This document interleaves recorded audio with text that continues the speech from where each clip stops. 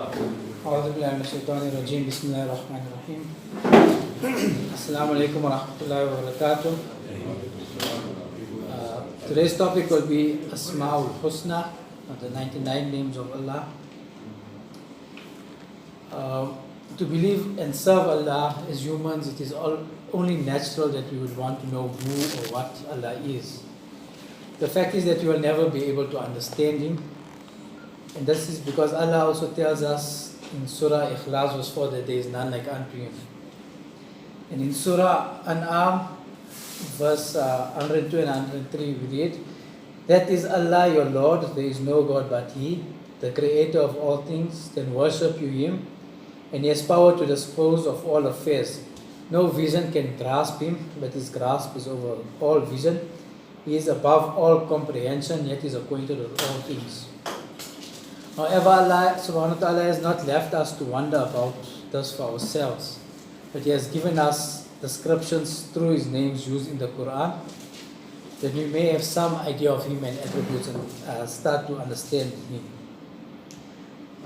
Surah Toha verse 8, Allah, there is no God but He, to Him belong the most beautiful names. The very first verse of the Quran that we read when you open Bismillahir Rahmanir Rahim contains two names of Allah. The names of Allah are found in various ways in the Quran.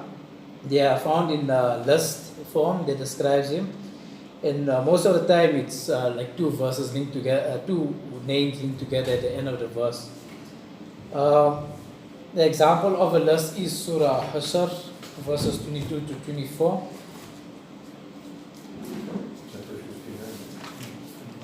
Yeah, Surah 59.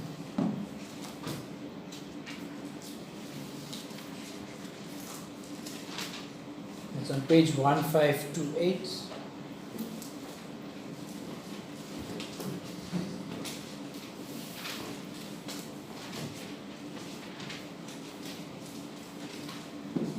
Allah is He than whom there is no other God, who knows all things both secret and open. He most gracious, most merciful. Allah is He than whom there is no other God, the Sovereign, the Holy One, the source of peace, the guardian of faith, the preserver of safety, the exalted in might, the irresistible, the supreme. Glory to Allah, high is He above the partners they attribute to Him.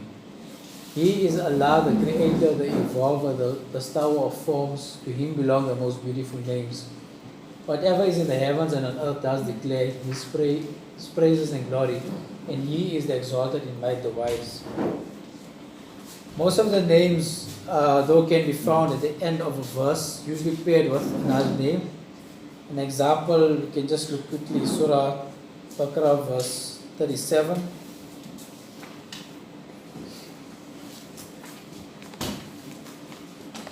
On page 26. Then learned Adam from his Lord words of inspiration, and his Lord turned towards him for his oft returning, most merciful. Okay, so the 99 names of Allah, as is commonly known, comes from hadith. The Asma Husna is commonly known as the 99 names of Allah. This comes from a hadith narrated by Abu Hurairah, that the Prophet ﷺ said, Allah has 99 names, that is 100 minus 1, and whoever knows them will go to paradise. The list of the 99 names come from a similar narration in Tirmidhi that begins with the names Ar-Rahman and Ar-Rahim and ends off with Ar-Rashid and Sabur, which is the common list that we find in frames and read in nasheeds and that. This list of 99 is however classified by many scholars as a weak hadith in the later addition to the hadith. From this list, approximately 80% is said to come from the Quran, with the rest said to be from the hadith.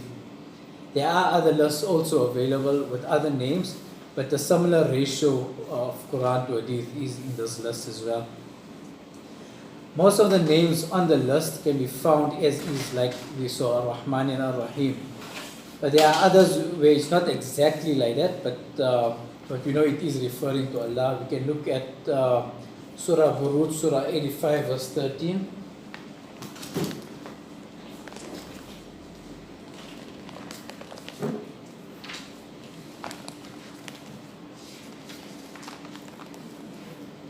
page 1716.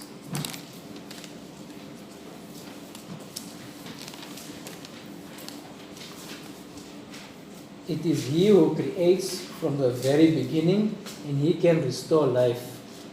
In Arabic, إِنَّهُ هُوَ يُبْدِئُ وَيُعِيدُ وَهُوَ الْغَفُورُ الْوَدُودُ.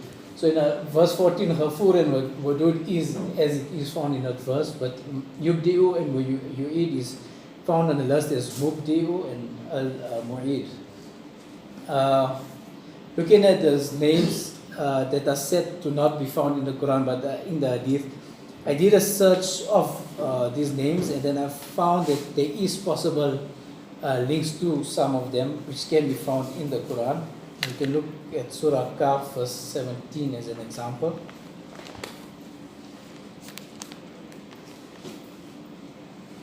That's on page 733.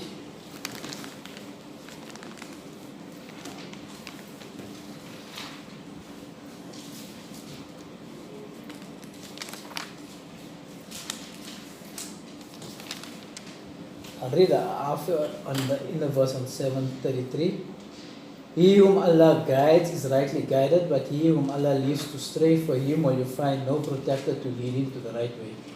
In the Arabic, مَن يَهْدِ اللَّهُ فَهُوَ الْمُهْتَدِ وَمَن يُضْلِلْ فَلَن تَجِدَ لَهُ وَلِيًّا مُرْشِدًا. So the name Ar-Rashid could possibly be linked to this verse as one of the names of Allah. So looking at all those about 20% of names which were not in the Quran but said to come from Hadith, I got a list of about 8 or so. That is Al-Khafid, Al-Rafi, Al-Adl, Al-Jalil, because it is already in the name Dhul Jalali wal Ikram, which is only mentioned in that verse, 2 verses in Surah Rahman. Al-Majid, Al-Muqaddim, Al-Mani, and As-Sabur. But like a name like Al-Adl, even the other verses, does not necessarily mean that it can apply to Allah, because we know Allah is the most just. Then there are other names of Allah which are not on this list of 99 that is common around. Some examples is Al-Akram, that we know from Surah Iqra, Iqra bismi rabbika alladhi khalaq, khalaqal insana min alaq, Iqra wa rabbukal akram. Then is Al-Mawla, Al-Nasir, and there are a few others. I got a list, you can read it at the end of the talk. And then there's names like Malikul Mulk and Dhul Jalali wal Ikram, which is like a compound name or attribute. There are also other examples of this, which are these two are included in the 99, but there are others like Rabbul Alameen and Khairul Hakimin as an example. Then if you look at the names that are in the 99, many of these names seem to have a similar meaning when translated, like Afu, the ever-pardoning, and Tawab, the acceptor of repentance, while others come from the same root letters like Al-Qadir, the ever-able, and Al-Muqtadir, the perfect in ability. The names could thus be categorized into just a few categories. Names of mercy, of creating, names of oneness, absolute will, existence, benevolence, might, majesty, perfection, knowledge, and justice. So if you look at the 99 names, most of them could be categorized in a broader category that will fit under one of these. Then we can look at the names that are paired together, or coupling as it's also called. Most of the names of Allah are found in pairs, usually at the end of a verse. There are at least 39 different pairings of the names of Allah. So I did a search and I found it 39. Actually, it was more like in the 40s. There could be up to 50 at least. Some pairs occur only once, like Hamidu Majid, while others occur over 50 times. Actually, it's more like over 70 times of Ghafurur Rahim.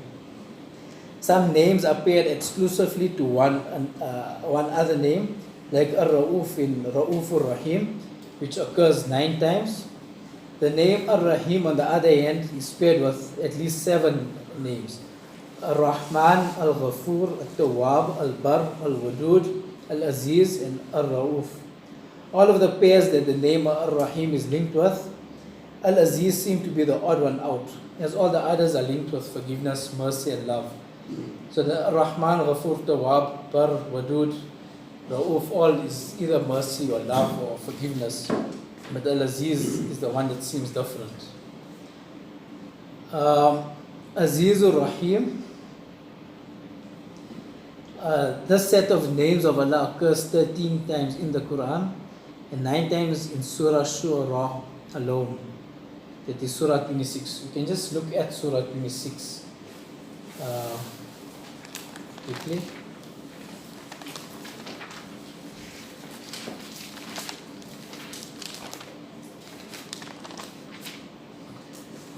So the first instance is verse 9 on Surah 26. The section deals with people wanting to reject the Prophet and the message that he came with. And in verse 8 says, "Verily in this is a sign, but most of them do not believe. And verily your Lord is He, the exalted in might, most merciful." These two verses, verse 8 and 9, again is repeated at the end of the next section. Section 2 deals with Musa alayhi salam and Pharaoh, and I think it goes on to section 3 as well, and section 4. And at the end of the narration, that's verse 68, we see the same two verses. "Verily in this is a sign, but most of them do not believe, and verily your Lord is He, the exalted in might, most merciful." So that is after Pharaoh was destroyed and Musa alayhi salam and his people were saved. Then section 5, Ibrahim alayhi salam. Again, it goes with people rejecting him. 1 or 2, they were verse 103, "Verily this is a sign," and then 104, the names of Allah, Aziz Rahim. Section 6, Noah alayhi salam. Again, verse 120, the people were drowned. Verse 121, it's a sign. Verse 122, and Allah, the Aziz Rahim. Section 7, the Ad people. Again, verse 138, 139, 140, the same ending. Section 8, the Thamud. Again, at the end of the section, 157, 58, 59, same ending. Next section is Lut. Again, at the end of the section, same. Next section, Shuaib alayhi salam, end of the section, verse 191, the same. Then the narrations of the prophets, different prophets stop, and then verse 217, sorry, it's telling the prophet, "And put your trust in the exalted and by the merciful." And I found Muhammad Ali's note quite interesting in this surah. So the first instance in verse 9, his footnote reads, 7 prophets in all are spoken of in this chapter, and it is related how the enemies of every one of them were exterminated in the final triumph of the truth. Yet to give an indication of the fate of the prophet's opponents, each prophet's mention is ended with the 2 attributes of the divine being mentioned here, the mighty, the merciful. The first of these indicating that truth will even now be made to overcome all opposition, and the second that the dealing with the opponents of the Prophet would be a merciful dealing. The Prophet's opponents were vanquished indeed, but they were not destroyed, and a reformed people rose again to power. Then at the last verse 217, again with the same names, he says the Prophet is here told to rely on the mighty, the merciful, the very words that are repeated at the end of almost every section of this chapter, thus showing that the fate of the opponents of former prophets was spoken of simply to warn his own opponents. The attribute of mightiness is used to indicate the power to punish the wicked, while mercy indicates the deliverance and triumph of the righteous or merciful dealing with the opponents. Now this pairing of names occurs a few other places as well. That is in Surah 30 verse 5, Surah 32 verse 6, Surah 36 verse 5, and Surah 44 verse 42. In Surah Yasin, Surah 36 verse 5, I just read an example of this verse. "It is a revelation sent down by Him, the exalted in might, most merciful, in order that you may admonish a people whose fathers had received no admonition, and who therefore remain heedless of the signs of Allah." Mawdudi's commentary of verse 5 is as follows. Here 2 of the attributes of the sender of the Quran have been mentioned. First, that He is almighty. Second, that He is all merciful. The first attribute is meant to impress the reality that the Quran is not the counsel of a powerless preacher, which if you overlook or ignore will not bring any harm to you. But this is the edict of the owner of the universe, who is almighty, whose decrees cannot be withheld from being enforced by any power, and whose grasp cannot be avoided by anyone. The second attribute is meant to make one realize that it is all due to His kindness and mercy that He has sent His messenger for your guidance and instruction and sent down this great book, so that you may avoid errors and follow the right path, which may lead you to the success of the world in the year after. So the conclusion that I drew from these verses and the commentaries is that the might of Allah was enforced in the times of the earlier prophets with the result of the transgressors being destroyed, whereas at other times the opposition to the prophets were given time to reform.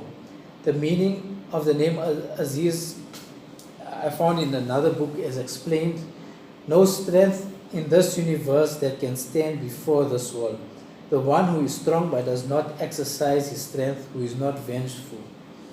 Thus, opportunity to reform is from the mercy of Allah and is due to the revelation sent to guide mankind, which is also an example of the mercy of Allah.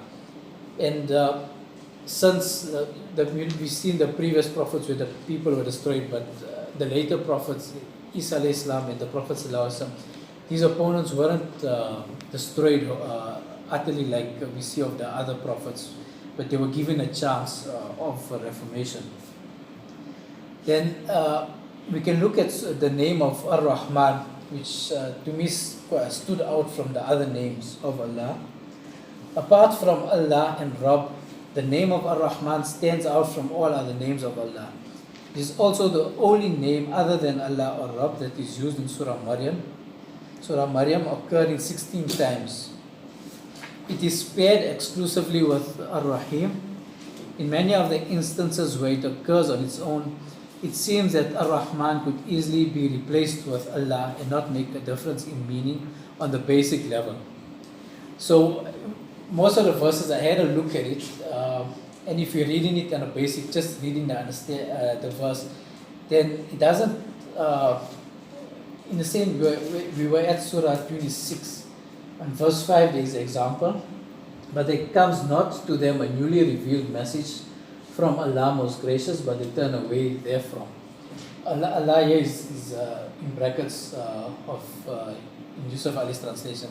An example I used in my note was Surah Zukhruf verse 36. If anyone withdraws himself from the remembrance of the most gracious of Rahman, we appoint to him an evil one to be an intimate companion to him. So I said on a basic level, if you read that verse, if anyone withdraws himself from the remembrance of Allah, we appoint for him an evil one to be an intimate companion. So on that level, I see there doesn't seem to be much of a difference, but I'm sure that if we look deeper into those names and why Ar-Rahman is used, there probably is a reason.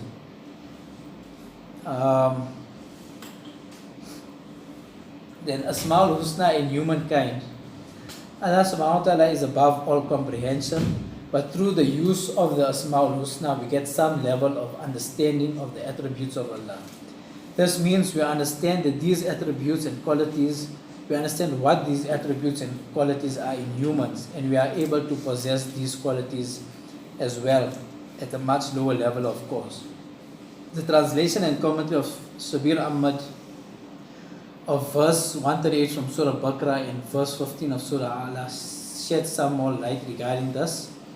So Surah 2 verse 138, his translation and explanation is, the hue of Allah, say that our life takes its color from Allah, and who can give a better hue to life than Allah? We do our best to adopt the divine attributes in our human capacity, such as mercy, forgiveness, creativity, peace, care, truthfulness, justice, clemency, appreciation, trustworthiness, responsibility, kindness, compassion, independence, guidance, patience, giving, unity, strength, affection, courage, patience, etc. And it is He whom we serve. Then in Surah Allah verse 14 and 15, successful indeed is he who primes his self was development, living upright, helping others, and keeps foremost in mind the name and attributes of his Lord and then follows through. وَذَكَرَ اسْمَ رَبِّهِ فَصَلَّى. Ism is the name or attribute, and Salu is to follow closely. In the context here, trying to adopt the you of Allah, that absorb divine attributes in one's personality, of course, in the limited human capacity. Then he quotes Surah 83 verse 28 as an example of those who are nearest to Allah. And he says the nearest to Allah are those who have adopted his sibgha or the you of Allah. That means adopting Allah's attributes in the limited human capacity.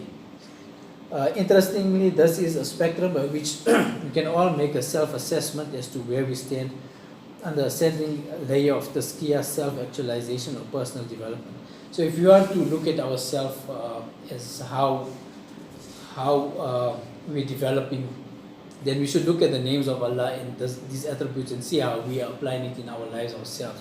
Obviously, it will be at a lower level, but we can have compassion and forgiveness of others and love and self-control and leniency, or whatever is the attributes, and try to implement these ourselves.